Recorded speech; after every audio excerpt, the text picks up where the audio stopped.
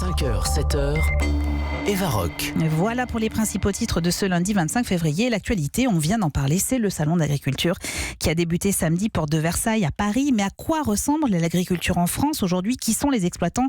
Quel est leur avenir? Quel regard portons-nous sur cette profession en plein bouleversement? Bonjour François Purseigle. Bonjour. Merci d'être avec nous en direct ce matin sur Europe 1. Vous êtes sociologue de l'agriculteur, ingénieur agricole de l'agriculture, ingénieur agricole également. Est-ce que le monde paysan existe toujours? C'est une bonne question. Il existe, mais sous des formes très très variées. Aujourd'hui, un agriculteur, ce sont des agricultures, ce sont des modes de vie très très différents, des formes économiques très très différentes également. Un agriculteur, c'est tout à la fois un grand chef d'entreprise, mais ça peut être quelqu'un bénéficiaire du RSA, ça peut être tout à la fois un artisan, quelqu'un qui va vendre ses produits sur un marché. C'est un monde très divers. Pourquoi ? Eh bien parce qu'on ne fait plus le choix de l'agriculture pour les mêmes raisons qu'hier. On n'est pas assigné à une fonction, on n'est pas assigné à un état, on choisit d'être paysan. Et j'imagine qu'on ne peut pas faire un profil type de l'agriculteur en 2019. Non, d'autant plus que l'agriculture est sujette à un éclatement des structures d'exploitation. Il n'y a jamais eu autant de micro-exploitations et de très très grandes exploitations. Et au milieu de tout ça, on a une exploitation familiale qui s'efface. Pourquoi ? Parce qu'elle traverse des difficultés sans précédent, une crise en matière aussi de reprise des exploitations de type les transmissions, moyenne. C'est compliqué. C'est compliqué, ça va pas de soi aujourd'hui, même si en fait il y a un désir d'agriculture. On a des jeunes aujourd'hui qui veulent pas forcément reprendre sur des schémas classiques qui sont ceux de leurs parents, voire même de leurs grands-parents. Oui, les derniers chiffres qu'on a eus, c'est 30 000 exploitations qui cessent leur activité tous les ans. Le déclin de la population agricole est une réalité et en même temps 70 000 offres d'emploi cherchent toujours preneurs. Est-ce que l'agriculture, je vais y arriver, a un avenir selon vous?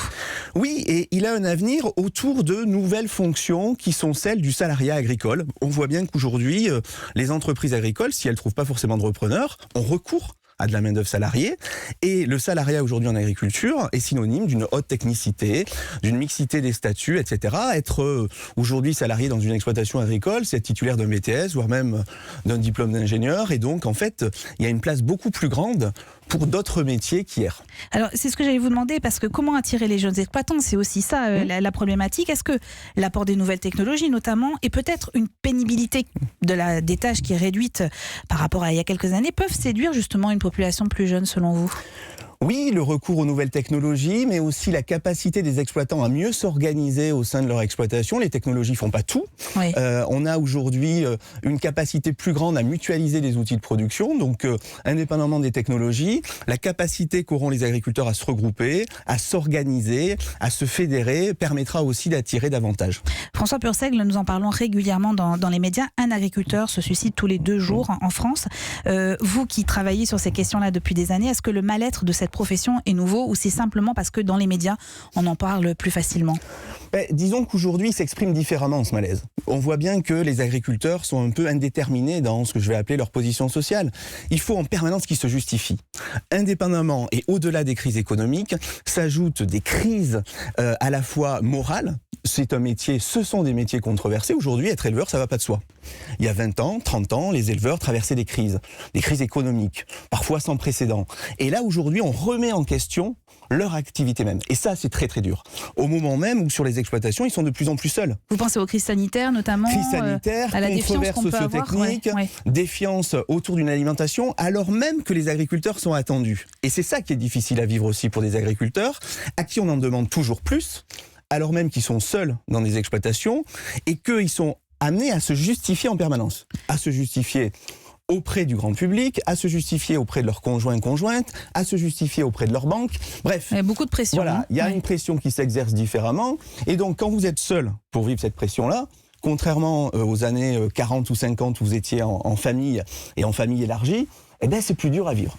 Est-ce que le salon de l'agriculture, je ne vais jamais y arriver, le salon de l'agriculture est le reflet, d'après vous, vraiment de l'agriculture française aujourd'hui, ou c'est surtout une sorte de jolie vitrine qui permet aux politiques de venir se montrer?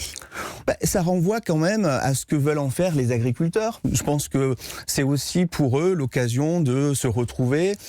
Ça incarne d'une certaine manière aussi une diversité qui est bien et bien présente. Alors à côté du salon d'agriculture, vous avez aussi le CIMA, le salon du machinisme agricole à Villepinte, qui donne à voir une autre réalité du monde agricole. Mais voilà, vous avez d'une certaine manière, l'ensemble des agriculteurs qui sont bel et bien présents. François Pursec, vous me permettez de vous poser une question plus personnelle. Oui. Pourquoi vous vous êtes intéressé à ces questions ? C'est peut-être parce que je suis aussi fils de paysan et que j'avais envie de connaître aussi ce milieu différemment. C'est-à-dire que le fait d'être issu de ce milieu vous donne des clés de compréhension qu'on n'a pas, ou la sociologie est venue éclairer en fait votre regard ? Non, je pense que j'avais pas forcément tous les outils pour comprendre effectivement ce milieu. C'est aussi pour ça que je suis devenu chercheur dans cette discipline. Est-ce que vous pourriez quitter votre poste de sociologue pour revenir à la Terre ? Pourquoi pas, tout dépend des conditions. C'est quoi là que tout dépend des conditions ? Écoutez, celle de pouvoir aussi, pourquoi pas commenter les évolutions de ce milieu. Merci beaucoup François Pursec d'avoir été avec nous ce matin.